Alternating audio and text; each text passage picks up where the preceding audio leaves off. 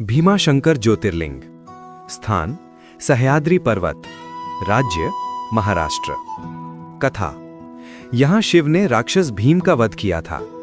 भीमाशंकर ज्योतिर्लिंग महाराष्ट्र में पुणे के पास सह्याद्री पहाड़ियों पर बसा हुआ है। इसके चारों ओर घने जंगल हैं और ये भीमाशंकर वन्यजीव अभयारण्य के भीतर स्थित है। पौराणिक कथाओं के अनुसार त्रिपुरासुर नामक एक राक्षस पृथ्वी पर आतंक मचा रहा था। भगवान शिव ने अपने भक्तों की रक्षा के लिए भीमाशंकर का रूप धारण किया और राक्षस को पराजित किया। इसीलिए इस स्थान को बहुत पवित्र और महत्वपूर्ण माना जाता है। स्थान भीमाशंकर, पुणे जिला, महाराष्ट्र।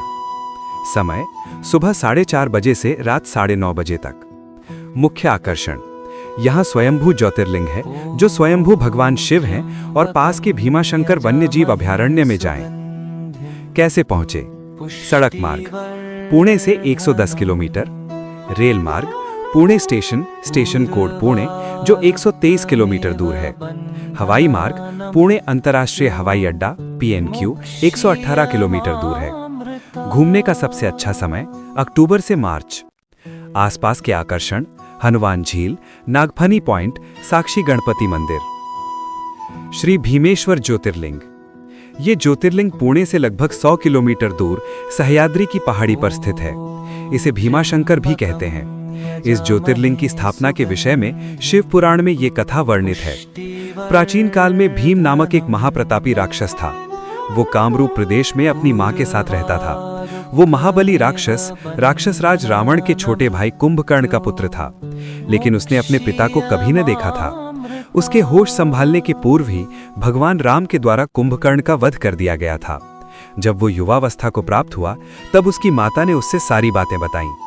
भगवान विष्णु के अवतार श्री रामचंद्र जी द्वारा अपने पिता के वध की बात सुनकर वो महाबली राक्षस अत्यंत संतप्त और क्रुद्ध हो उठा। अब वो निरंतर भगवान श्री हरि के वध का उपाय सोचने लगा। उसने अपने अभीष्ट की प्राप्ति के लिए 1000 वर्ष तक कठिन तपस्या की। उसकी तपस्या से प्रसन्न होकर ब्रह्मा जी ने उसे लोक विजयी होने का वर दे दिया। अब तो वो राक्षस ब्रह्मा जी के उस वर के प्रभाव से सारे प्राणियों को पीड़ित करने लगा। उसने देवलोक पर आक्रमण करके इंद्र आदि सारे देवताओं को वहां से बाहर निकाल दिया। पूरे देवलोक पर अब भीम का अधिकार हो गया। इसके बाद उसने भगवान श्री हरि को भी युद्ध में परास्त किया। श्री हरि को पराजित करने के पश्चात उसने कामरूप के परम शिव भक्त राजा सुदक्षिण पर आक्रमण करके उन्हें मंत्रियों अनुचरों सहित बंदी बना लिया। इस प्रकार धीरे धीरे उसने सारे लोकों पर अपना अधिकार जमा लिया। उसके अत्याचार से वेदों, पुराणों, शास्त्रों और स्मृतियों का सर्वत्र एकदम लोप हो गया। वो किसी को कोई भी धार्मिक कृत्य नहीं करने देता था। इस प्रकार यज्ञ, दान, तप, स्वाध्याय आदि के सारे काम एकदम रुक गए। भीम के अत्याचार की भीषणता से घबराकर ऋषि मुनि और देवगण भगवान शिव की शरण में गए और उनसे अपना तथा अन्य सारे प्राणियों का दुख कहा। उनकी ये प्रार्थना सुनकर भगवान शिव ने कहा कि मैं शीघ्र ही उस अत्याचारी राक्षस का संहार करूंगा। उसने मेरे प्रिय भक्त कामरूप नरेश सुदक्षिण को भी सेवकों सहित बंदी बना लिया है। वो अत्याचारी असुर अब और अधिक जीवित रहने का अधिकारी नहीं रह गया। भगवान शिव से ये आश्वासन पाकर ऋषि मुनि और देवगण अपने अपने स्थान को वापस लौट गए। इधर राक्षस भीम के बंदी गृह में पड़े हुए राजा सुदक्षिण ने भगवान शिव का ध्यान किया। वे अपने सामने पार्थिव शिवलिंग रखकर अर्चना कर रहे थे। उन्हें ऐसा करते देख क्रोधोन्मत्त होकर राक्षस भीम ने अपनी तलवार से उस पार्थिव शिवलिंग पर प्रहार किया, किंतु उसकी तलवार का स्पर्श उस लिंग से हो भी नहीं पाया कि उसके भीतर से साक्षात शंकर जी वहां प्रकट हो गए। उन्होंने अपनी हुंकार मात्र से उस राक्षस को वहीं जलाकर भस्म कर दिया।